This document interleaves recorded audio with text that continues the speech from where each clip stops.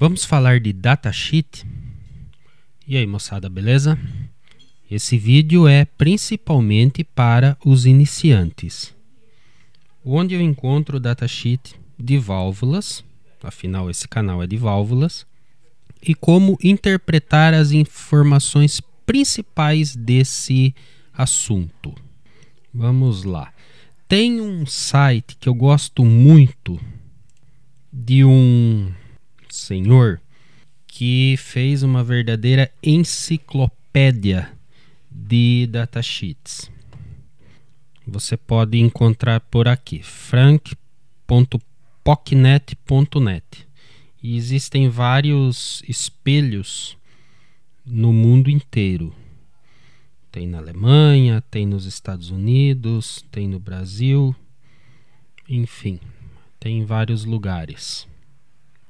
Para fazer a seleção de uma válvula, você vai, obviamente, saber o nome dela, procurar pelo nome, e ele não tem uma busca, um search aqui, nada disso. Você vai pela primeira letra ou número da peça.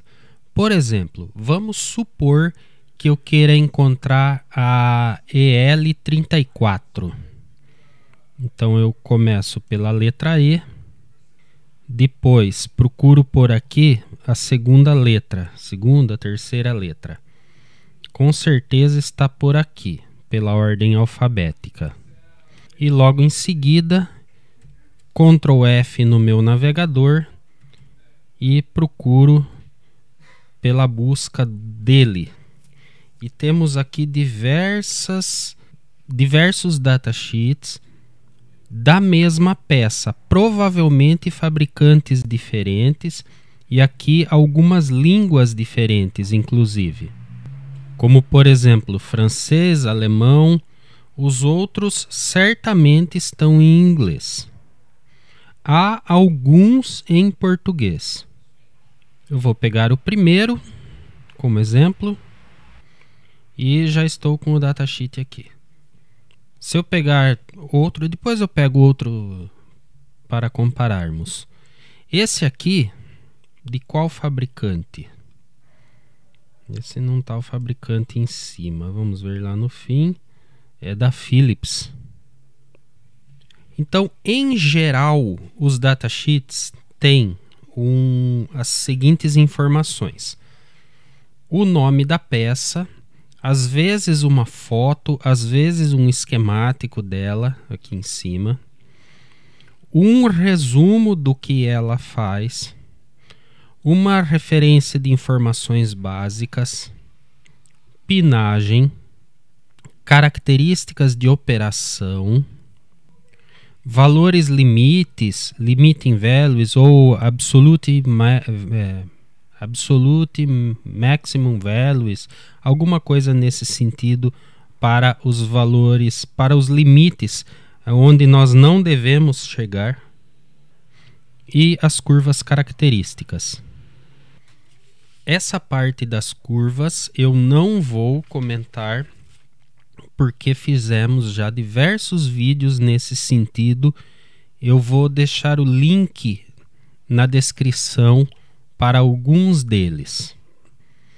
E alguns datasheets ainda trazem sugestões de circuitos com valores de peças. Isso é muito interessante para quem está começando e quer montar alguma coisa na certeza. Pega os valores que estão ali e saia brincando. Aqui nas características de operação já tem alguns exemplos.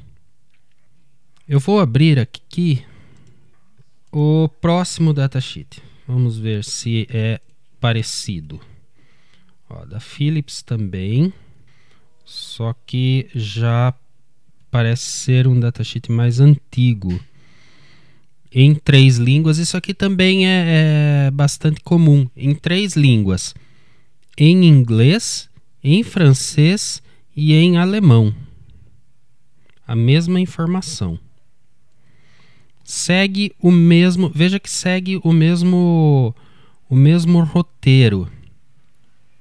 mais ou menos tudo igual, muda um pouco a diagramação, o layout, mas continuamos tendo mais ou menos a mesma informação. Quando tem uma setinha aqui, o fabricante disse: leia isso que é importante. E termina nas curvas características novamente.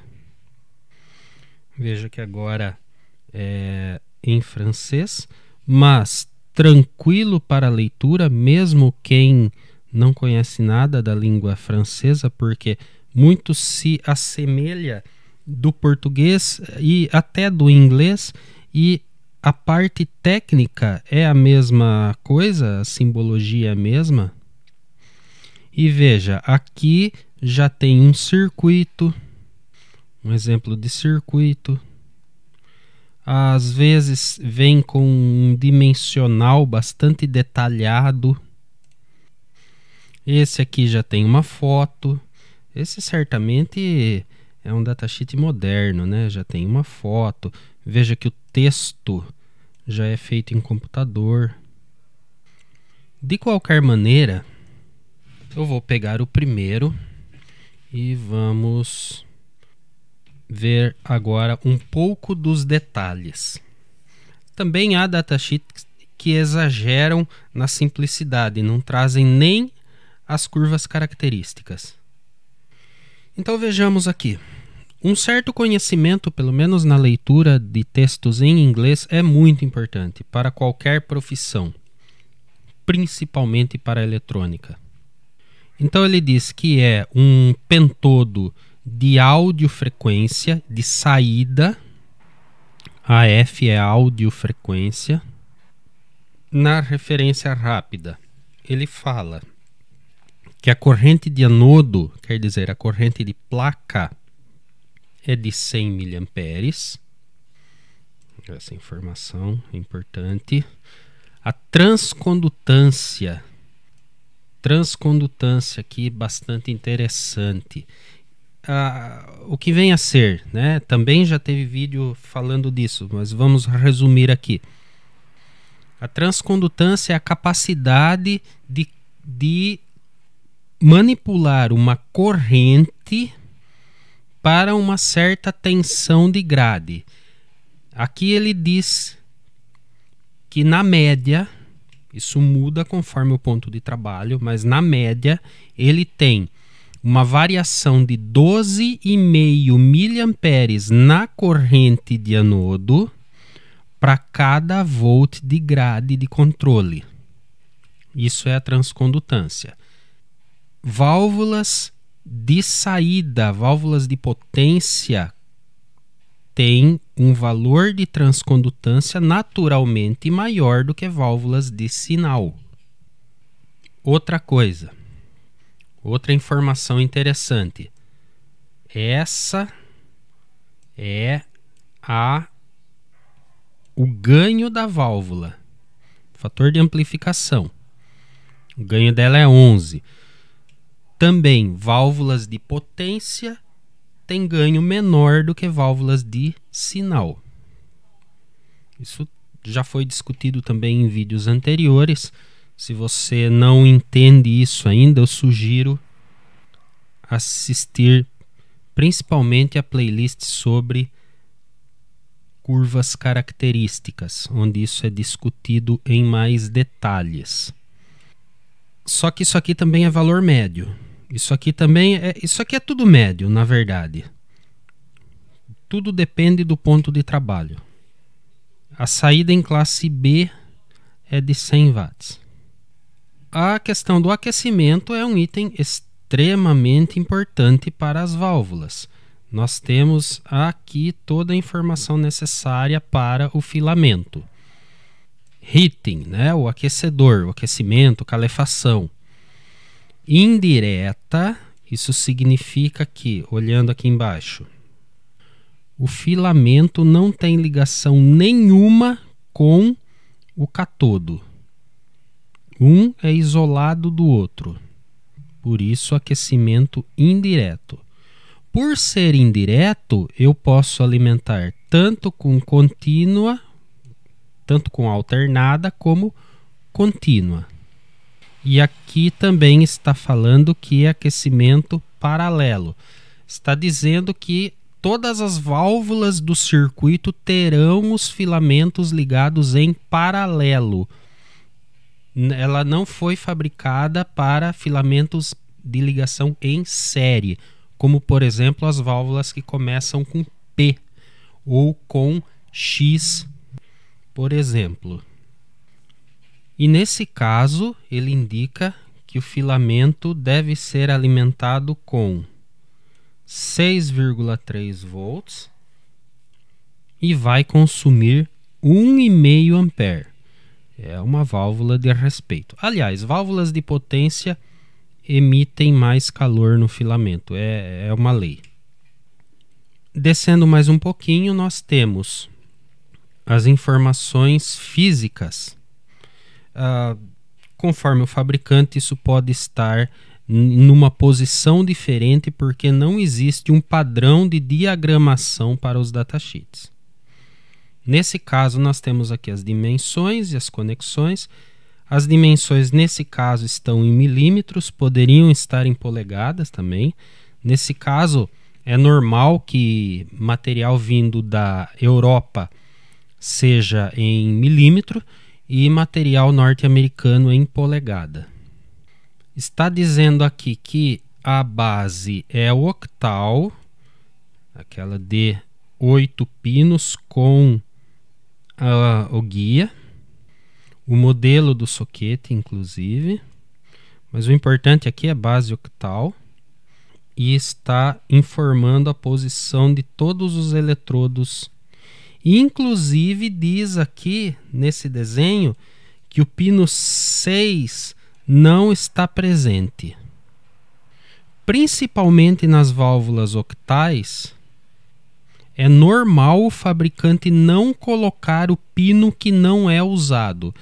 Como o pino 6 não foi usado, ele está ausente aqui, está faltando um pino mesmo na válvula que foi fabricada dessa maneira. Agora, as capacitâncias. Isso normalmente passa despercebido para a maior parte dos projetos. Isso não é necessário. Não precisamos prestar atenção nesse detalhe. Principalmente em circuitos de audiofrequência, frequência baixa. Porque veja só, os valores de capacitância são muito baixos, estão na casa dos poucos picofarad. Mas se essa válvula for trabalhar numa frequência mais alta, ou se essa peça fosse de radiofrequência, isso já seria menor. Essas capacitâncias já seriam menores pelas necessidades de um circuito de alta frequência. E nós teríamos que prestar atenção nisso, porque essa capacitância entra em paralelo com o circuito. E uma capacitância de 8 picofarad num circuito de radiofrequência pode ser a diferença entre o sucesso e a vergonha no funcionamento. E aqui, portanto, tem várias capacitâncias, até capacitâncias um pouco diferentes, como entre catodo e aquecimento. Catodo e filamento. Existe uma capacitância.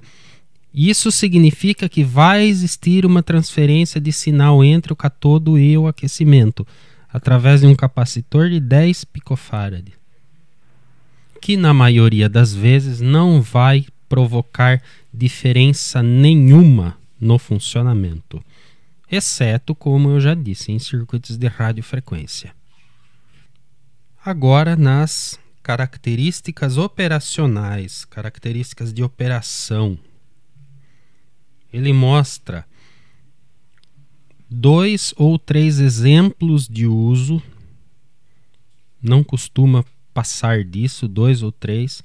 Nesse caso são duas colunas, uma, estamos falando de amplificação em classe A com uma válvula só.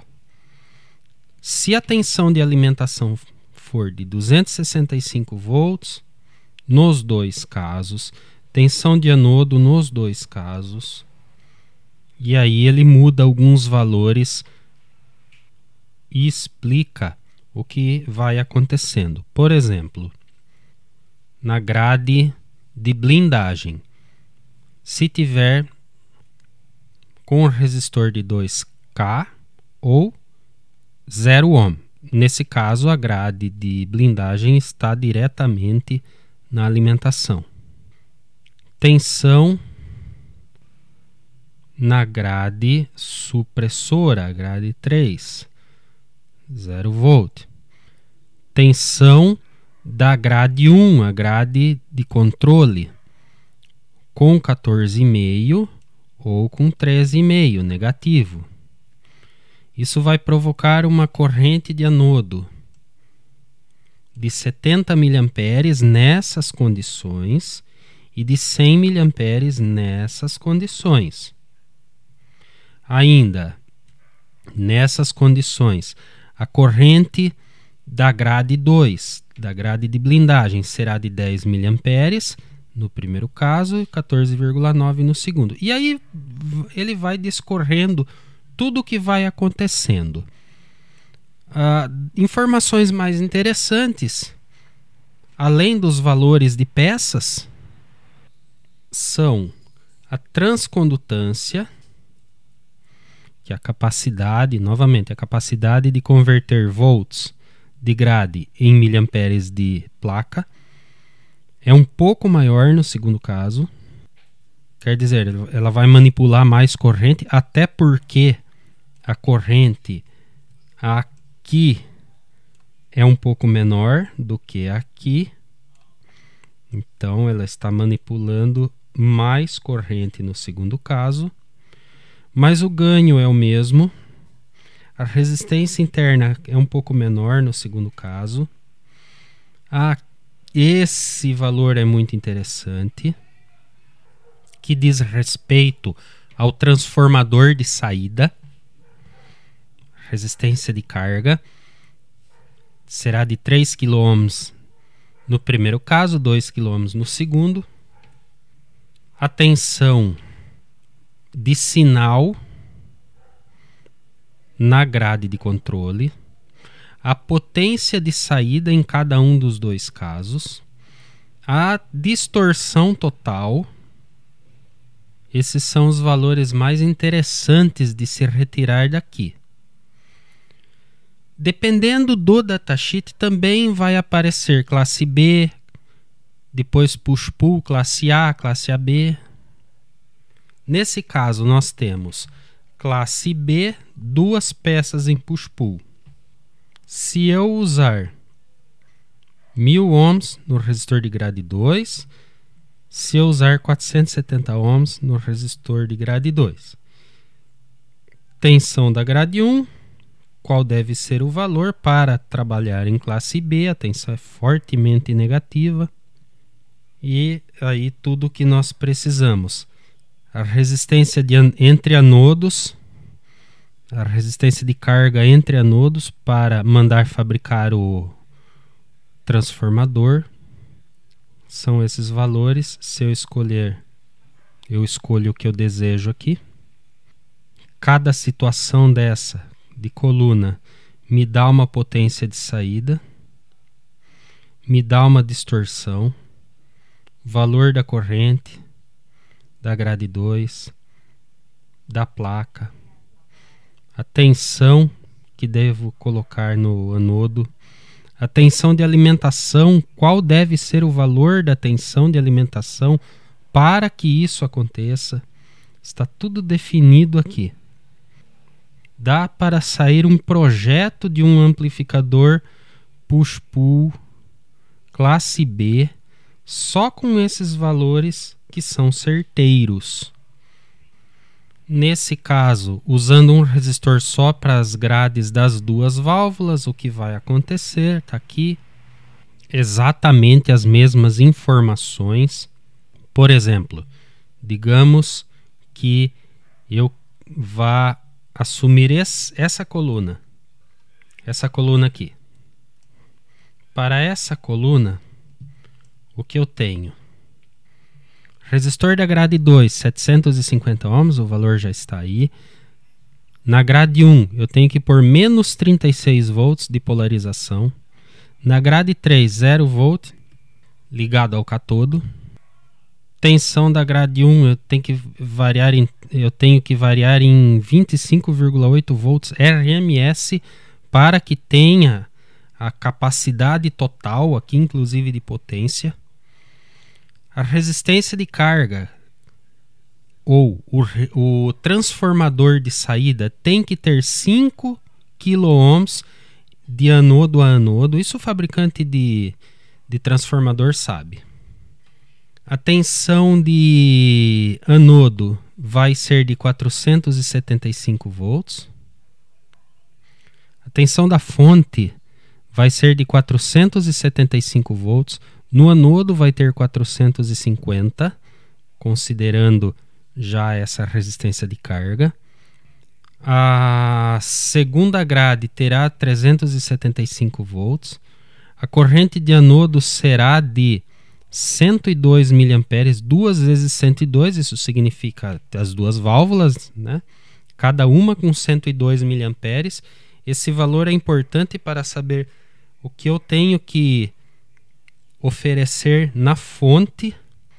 A corrente da grade 2, isso também é importante, é um número alto, 25% praticamente de corrente na válvula, na grade 2 em relação ao anodo. Isso é um valor importante que deve ser considerado no projeto da fonte. A potência será de 58 watts e a distorção de 6%. Veja, todas essas informações estão aqui, dá para sair um projeto inteiro daqui, com muitas peças já vindas prontinhas do datasheet. Depois, esse datasheet ainda fala de classe AB, push-pull, com 2 válvulas, com os valores de peça aqui escolhidos exatamente da mesma maneira. E os valores limite. Isso em qualquer projeto que fuja disso daqui, que o fabricante com certeza está fora dos limites, está abaixo deles. Se eu for fazer qualquer outro projeto, eu ainda tenho que olhar isso aqui. O anodo não pode passar de 2.000 volts. A grade número 2 não pode passar de 800 volts. A dissipação de potência no anodo, que é a dissipação total, não a potência em corrente alternada, não é a potência do sinal, é a potência da corrente que circula, inclusive principalmente a polarização, não pode passar de 25 watts, senão a placa vai avermelhar. E outras informações aqui muito importantes. A corrente de catodo não pode passar de 150 mA. O resistor da grade 1 é o resistor de escape de grade. Para a classe A e AB deve ser de 0,7 mega ou muito próximo disso. Para a classe B deve ser de meio mega. A tensão máxima entre catodo e filamento não pode ser superior a 100 volts, sob pena de começar a pular faísca do filamento para o catodo. E aí eu estrago a válvula. Fura isolação. E resumidamente, muito resumidamente mesmo, essas são as informações interessantes de um datasheet de válvula. Claro que tem as curvas características, mas como eu disse, já foi detalhado em outros vídeos, eu não vou repetir aqui. Que ficamos por aqui. Na nossa lojinha tem camisetas à venda. Temos também o curso de eletrônica valvular do zero ao amplificador de alta fidelidade, ou seja, do alicerce ao acabamento. Os links estão aqui embaixo na descrição. Se você gostou, deixa um joinha, se inscreva no canal. Um grande abraço e até a próxima.